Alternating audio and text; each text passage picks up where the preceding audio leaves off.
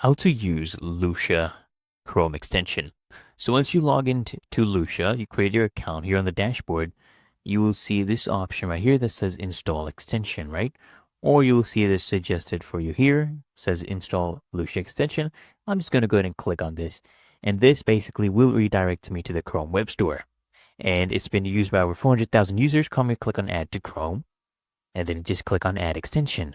And the extension will basically start downloading, as you can see right here. And once it's done, I can add this to my Chrome. I can pin it right here. And now it is redirecting me to the Lusha dashboard, which should also redirect me to LinkedIn now. As you can see, it is redirecting me to LinkedIn, and I have my Lusha extension pinned. So here we have Asaf, who is the co-founder and president of Lusha, right?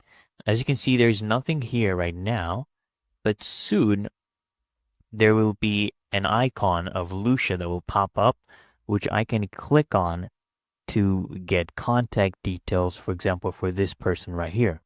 So let's just wait for that to pop up, right? There we go. It has popped up. So just go ahead and click on this. Okay, go ahead and click on where it says Lusha. Click on got it. Let's go. And now it should load up this prospect's profile.